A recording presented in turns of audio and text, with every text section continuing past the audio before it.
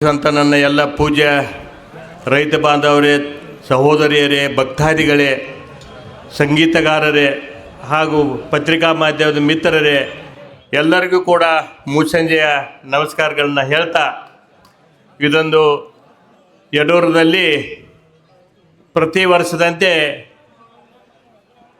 ವಿಶಾಲಿ ಜಾತ್ರೆಯ ಮೊದಲನೇ ದಿನದ ಕಾರ್ಯಕ್ರಮ. ಈಗಾಗಲೇ ಮೊದಲನೇ ದಿನದ ಮುಂಜಾನೆ ಬೆಳಗಿನ ಜಾವದಲ್ಲಿ ಉಚಿತ ಆರೋಗ್ಯ ಶಿಬಿರವನ್ನು ಪೂಜ್ಯರು ನಾವು ಉದ್ಘಾಟನೆಯನ್ನು ಮಾಡಿ ಸಾಕಷ್ಟು ಈ ಭಾಗದ ಎಲ್ಲ ಭಕ್ತಾದಿಗಳಿಗೆ ಉಚಿತ ಆರೋಗ್ಯ ತಪಾಸಣೆ ಶಿಬಿರವನ್ನು ಪೂಜ್ಯರು ಏರ್ಪಾಡನ್ನು ಮಾಡಿದ್ದರು. ಭಾಳ ಸಂತೋಷ. ಈಗ ನಿರಂತರ 14 ವರ್ಷದಿಂದ ಉಚಿತ ಆರೋಗ್ಯ ಶಿಬಿರವನ್ನು ಇಲ್ಲಿ ಮಠದಲ್ಲಿ ಪೂಜ್ಯರು ಏರ್ಪಾಡು ಮಾಡ್ತಾ ಬಂದಿದ್ದಾರೆ. ಅದರ ಉಪಯೋಗವನ್ನು ಈ ಭಾಗದ ಎಲ್ಲ ನಮ್ಮ ರೈತ ಬಾಂಧವರು ಪಡ್ಕೋತಾ ಇದ್ದಾರೆ. ಭಾಳ ಸಂತೋಷ. ಈಗ ಮುಸ್ಸಂಜೆಯ ಕಾರ್ಯಕ್ರಮ, ಈಗ ಈ ಕಾರ್ಯಕ್ರಮದ ಧರ್ಮ ಜಾಗೃತಿ ಮತ್ತು ಸಾರ್ವತ್ರಿಕ ಸಮಾರಂಭದ ಕಾರ್ಯಕ್ರಮವನ್ನು ನಮ್ಮ ನಾಯಕರಾದಂಥ ಪ್ರಕಾಶನ ಹುಕ್ಕೇರಿಯವರು ಈ ಕಾರ್ಯಕ್ರಮವನ್ನು ಉದ್ಘಾಟನೆಯನ್ನು ಮಾಡಿದರು. ಈಗಾಗಲೇ ಇಲ್ಲಿ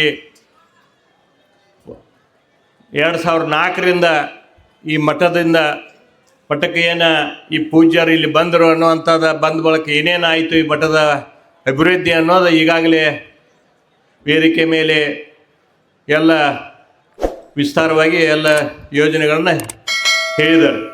ನಾವು ಕೂಡ ಸಣ್ಣಾಗಿದ್ದಾಗ ಇಲ್ಲಿ ಬರ್ತಿದ್ದೆವು ವಿಶಾಲ ಜಾತ್ರೆಗೆ. ಆಗಿನ ಮಠನೇ ಬೇರೆ, ಈಗಿನ ಮಠನೇ ಬೇರೆ. ಈ 2004ರಿಂದ ಇಲ್ಲಿ ಏನು ಪೂಜ್ಯರು ಇಲ್ಲಿ ಬಂದು ಪಾದಾರ್ಪಣೆಯನ್ನು ಮಾಡಿ ಪಾದವನ್ನು ಹಾಕಿದರು, ಆವತ್ತಿಂದ ಈ ಮಠದ ಚಿತ್ರವನ್ನು ಬೇರೆ ಆಗೈತಿ.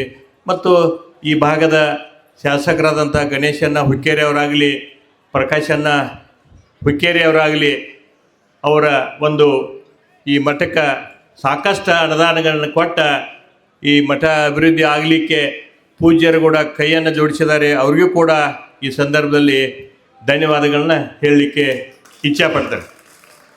ಪೂಜ್ಯರು ಸಾಕಷ್ಟು ಈಗ ಇಲ್ಲಿ ಗುರುಕುಲದ ಸಾಧಕರನ್ನ ತಯಾರು ಮಾಡಿ ಗೋಶಾಲೆಯನ್ನು ಪ್ರಾರಂಭ ಮಾಡಿ ಸಾಕಷ್ಟು ಅಭಿವೃದ್ಧಿಯನ್ನು ಮಾಡಿದ್ದಾರೆ. ಅದನ್ನ ಹೇಳಲಿಕ್ಕೆ ಸಾಧ್ಯ ಇಲ್ಲ.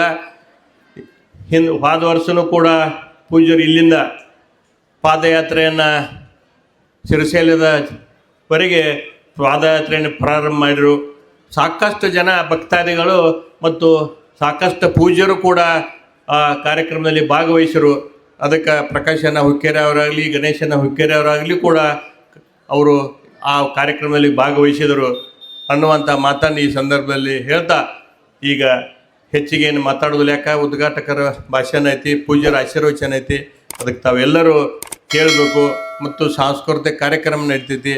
ಅದಕ್ಕೆ ಈ ಕಾರ್ಯಕ್ರಮದಲ್ಲಿ ತಾವೆಲ್ಲರೂ ಭಕ್ತಿಯಿಂದ ಭಾಗವಹಿಸಿ ಆ ಪೂಜ್ಯರ ಒಂದು ಆಶೀರ್ವಾದ ಪಡ್ಕೊಂಡ ತಾವೆಲ್ಲರೂ ಪುನೀತರಾಗಬೇಕಂತೇಳಿ ಅಂದು ಈ ಸಂದರ್ಭದಲ್ಲಿ ಎಲ್ಲರಿಗೂ ಕೂಡ ಪೂಜ್ಯರ ಆಶೀರ್ವಾದ ಇರಲಿ, ಆ ವೀರಭದ್ರೇಶ್ವರ ಆಶೀರ್ವಾದ ಇರಲಿ, ಭದ್ರಕಾಳಿ ಆಶೀರ್ವಾದ ಇರಲಿ ಮತ್ತು ಹೇಳಂದು ಈ ಸಂದರ್ಭದಲ್ಲಿ ಹೇಳ್ತಾ ತಮ್ಮೆಲ್ಲರಿಗೂ ಶುಭ ಆಗಲಿ ಅಂತೇಳಿ ಶುಭವನ್ನು ಹಾರೈಸಿ ಪೂಜ್ಯರ ಪಾದಕ್ಕೆ ಹಣಿಮಣಿದು ತಮ್ಮೆಲ್ಲರಿಗೂ ಕೂಡ ಮತ್ತೊಮ್ಮೆ ನಮಸ್ಕರಿಸಿ ನನ್ನ